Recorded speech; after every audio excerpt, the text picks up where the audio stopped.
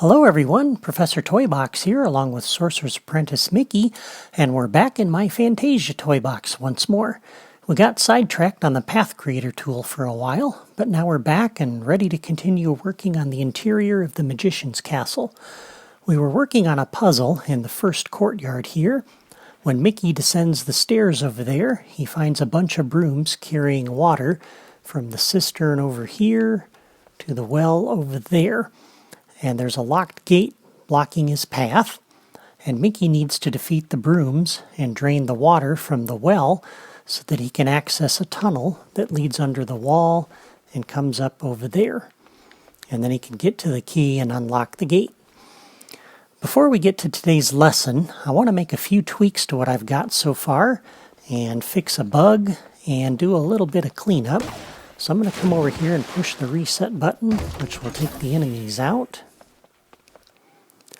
And the first thing I want to do is, the last time we were in the toy box, we set up a mahogany bear over here with this enemy wave generator, and he was following this path on a patrol route.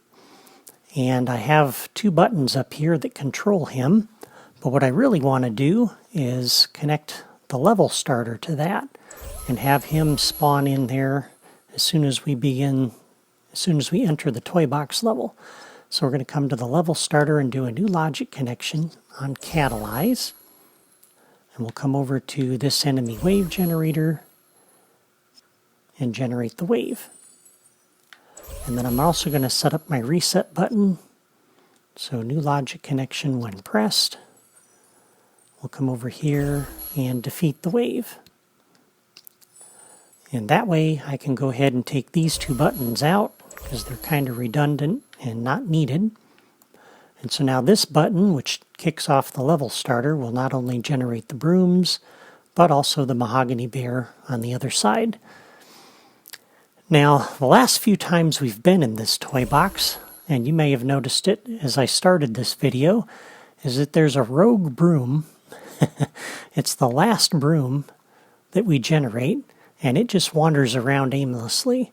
It doesn't follow the enemy trail guide, and I think the reason is because we are deactivating this trigger area when the last enemy is generated. And so I'm going to come over here to that enemy wave generator, and we'll come down here to that connection, and this is the one, if I select that when the wave is generated and that's done, it comes over and deactivates the trigger area. So I'm going to cancel out of that and then come back in here, and we're going to select that logic connection, and I'm going to delete that link. And so now it will not deactivate that trigger area. So when the last enemy is appearing in here, I think the trigger area was being deactivated before the enemy actually finished appearing. And so because this was deactivated, it didn't trigger this one over here to draw the enemy over that way. So that should fix that bug. Now for the well, I added the water in episode 33, and I had pointed out that what I really had wanted was to have the water level up a little higher. So I'm going to select this path, and I had wanted the water level to be at this point.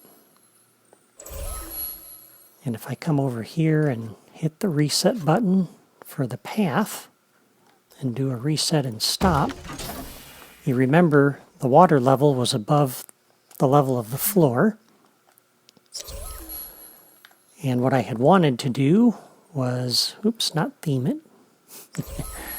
What I had wanted to do was, on the logic connection under properties, toy box path, I wanted to set the vertical offset just a little bit below, like that. Setting that vertical offset to -1 puts it below the level of the floor, but makes the well look like it's pretty full. And the problem with that was that when I pushed the button, the water level would go down, but it would descend below the level of the bottom of the tunnel. And as you can see, it's below the other water pieces. And so that's why I had dropped the location of the path point down a little bit. But one of the comments I received on episode 33 was from a user named Disney Infinity Gaming, and he suggested having a second floor block at the bottom of the tunnel. And I thought that was a really good idea. So let's come up here before we do that and hit the reset button, which will put the block back up out of the way, up here at the top. And then I'll go back into Spark mode. And I'm going to come down here and select this water block.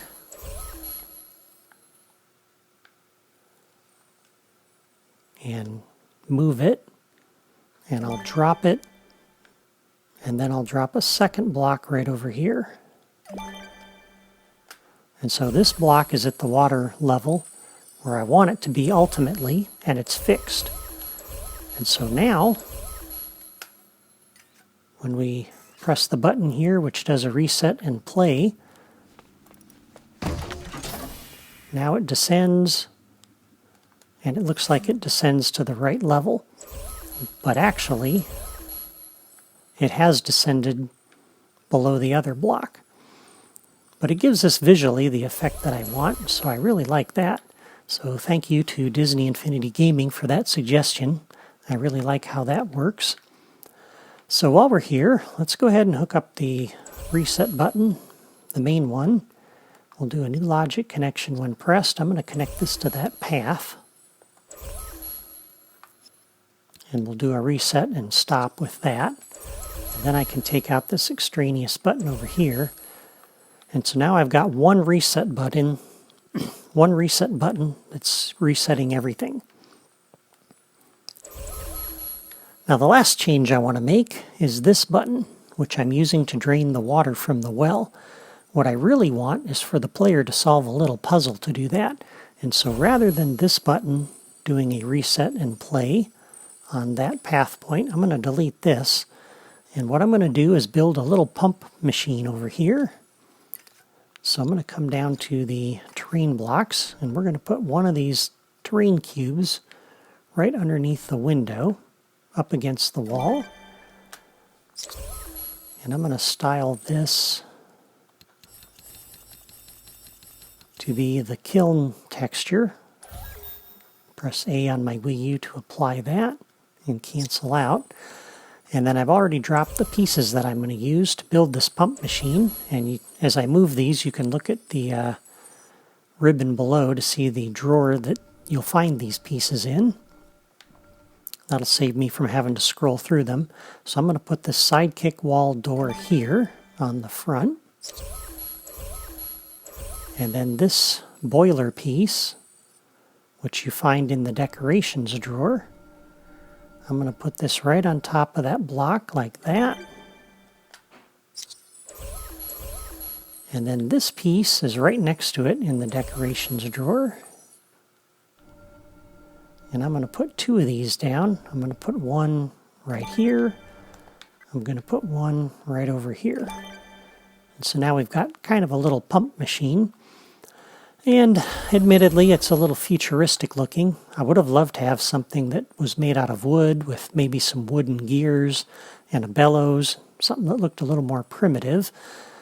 But we are dealing with a magician's castle, and if you remember The Sword and the Stone, Merlin knew a lot of things about the future and had some objects and devices from the future in his tower. So it's not too big of a stretch that the magician that Mickey's apprenticed to would have some more higher tech pieces here. So this is going to be our pump that will lower the water level in the well.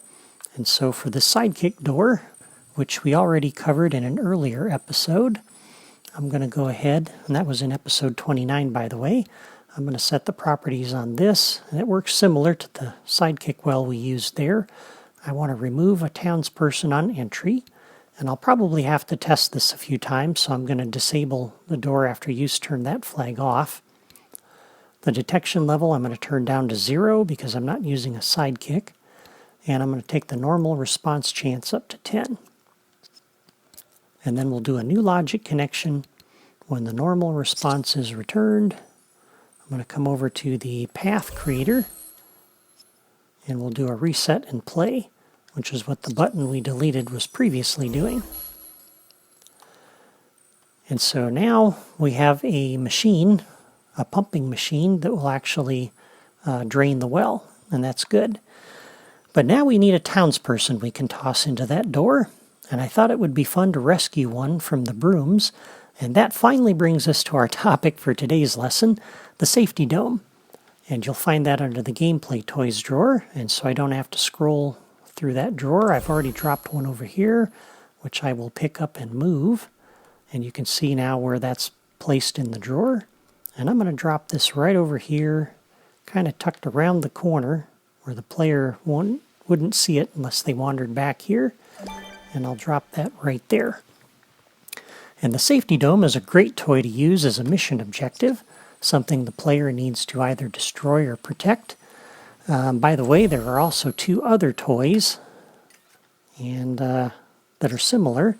And just so that I don't have to scroll, I'm going to go ahead and pick this Sidekick Door up again and put it back down, which gets us back over to this portion of the drawer. If I scroll to the right a little bit, one of them is Stitch's Duck Sanctuary. That works very similar to the safety dome. And the other is Odin's Treasure. And both of these are from the 2.0 Toy Box games. This one from Assault on Asgard, that one from Stitch's Tropical Rescue. So you have to have both of those games in order to unlock these two toys. But they work similar to the safety dome.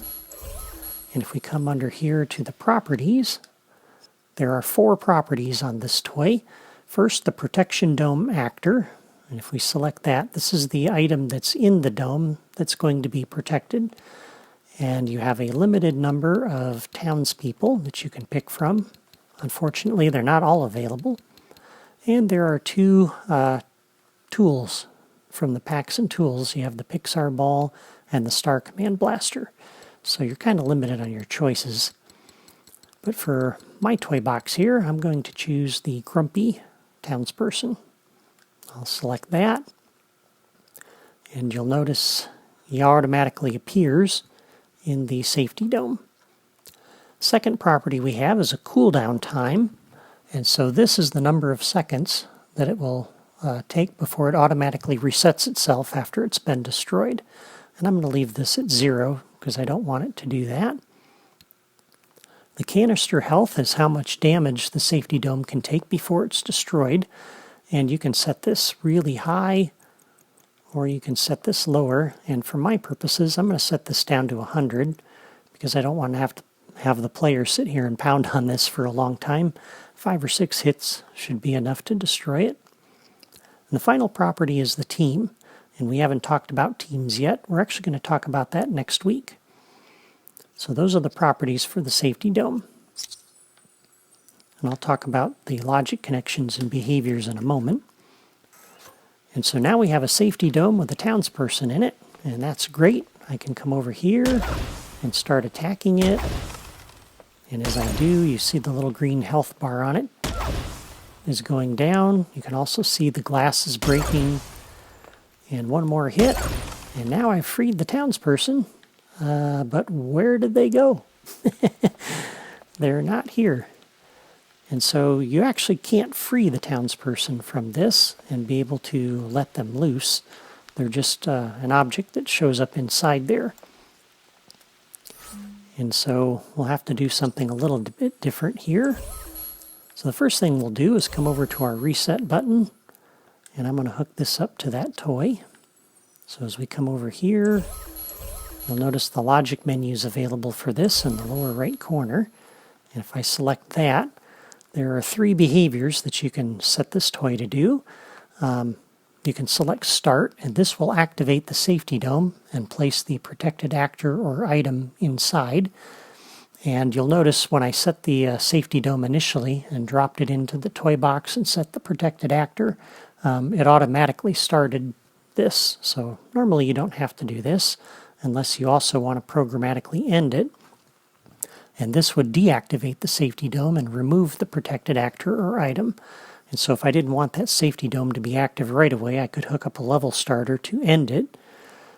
And then when the player came in, it wouldn't be active. And then later on, I could use a trigger area or some other toy to activate the safety dome with the start. For my reset button, though, I want it to do a reset. And what that will do is repair the safety dome and restore it to full health. And so we'll come over here and press the button.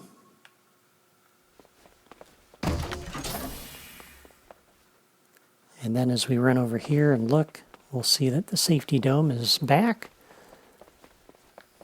And Grumpy is waiting for us in the safety dome. Alright, so to generate him and have him actually be freed from that, we'll have to do a little bit of logic. So I'm going to put down a friend generator. And I'm going to put down a locator that will hook up to that. And I'm going to put the locator right here underneath Grumpy, right on the safety dome. And I want the little blue dot to be facing outward. So I think that's the direction I need. Oh, one's too far. That way. And so he'll be facing the same direction that Grumpy is in. And I don't need to set any properties on this. All of the default properties are there. So now we can come to the safety dome and open the logic menu and do a new logic connection. And there are 4 trigger signals that this toy will broadcast. This first one is started, and that will be broadcast when the safety dome is started. So if I had connected a button up to this, to the start behavior, that would cause this to broadcast.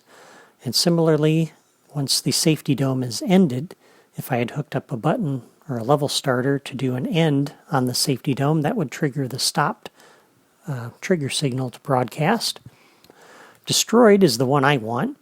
So when the player destroys the safety dome, we're going to come over to the friend generator, and I'm going to come down to the toy box category, and I'm going to look for Grumpy,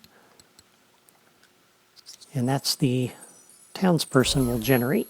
So when the safety dome is destroyed, this Grumpy that's in here will disappear, but we'll replace him with a townsperson that this friend generator will generate.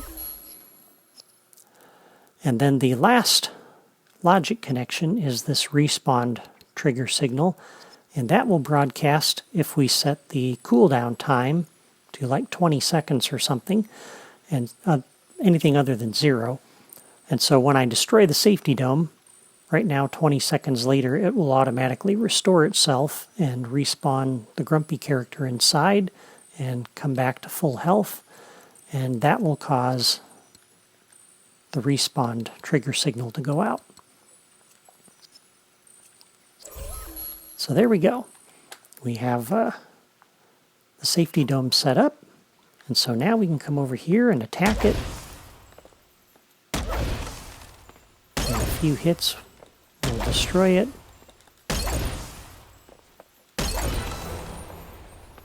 And that causes the friend generator to kick off, and he appears over here.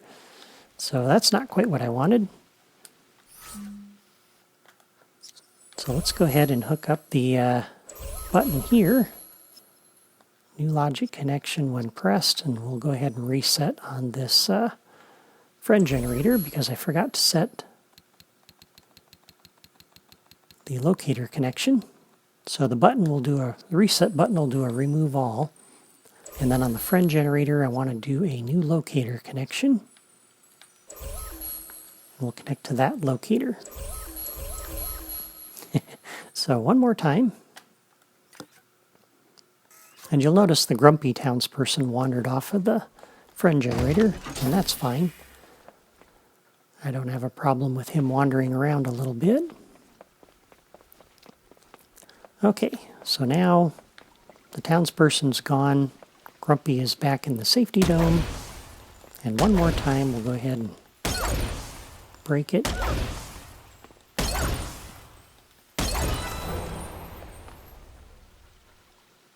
And now he appears where he had been. And now we can pick him up and bring him over to the well, over to our new little pump machine. And you'll notice the water is in that well. We toss him in, and the water drains. And there we go. So that's my little puzzle for figuring out how to drain the water, and it works great. Let's reset one more time. Oops. That was weird. And then let's go ahead and test it out one more time, this time with the brooms present. So I'm going to come up here and press this button, which will generate the enemies and the mahogany bear. And some of you probably already know what's going to happen, or you think you know. But as we watch, you'll notice the brooms start generating, and they're heading over to the enemy trail guides. And everything seems to be working great. Oop, that one detected me though, so I moved too close to the edge. And as you see, everything's working fine, and some of you are confused. The more experienced builders, because you didn't expect that to happen. You thought the brooms would go over and attack the safety dome. And others of you, who are newer builders, would see all of this working, and you would go put a safety dome in your toy box, and then you would go and drop an enemy into your toy box. Like, let's say, for example, one of the 2.0 enemies.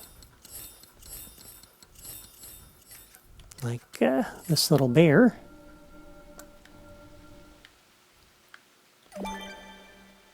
And you would drop an enemy in your toy box. And then you would be a little bit confused because he would start running over and attacking the safety dome, like that guy's doing. And this is the behavior that some of you more experienced builders were expecting. So you newer toy box builders would have watched my video and seen all of this working, and then you would have gone and dropped a safety dome in your own toy box and put an enemy in there, and when you did, you'd see him go and attack the safety dome, and you'd wonder what was going on. Well, by default, most enemies will consider the safety dome to be a target, and unless the enemies are really far away, they're going to try to reach the safety dome and destroy it. But apparently brooms are an exception.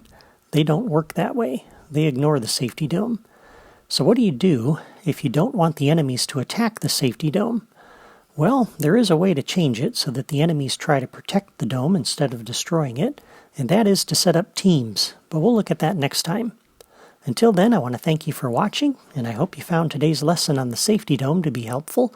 It's an easy toy to use, but like many toys, it can be useful to see examples of how to use it and what you can do with it. If you enjoy Disney Infinity and you like my videos, be sure to subscribe to my channel or sign up on my blog if you haven't done that yet, so you don't miss the next episode. For now, Mickey and I are signing off, and we'll see you next time.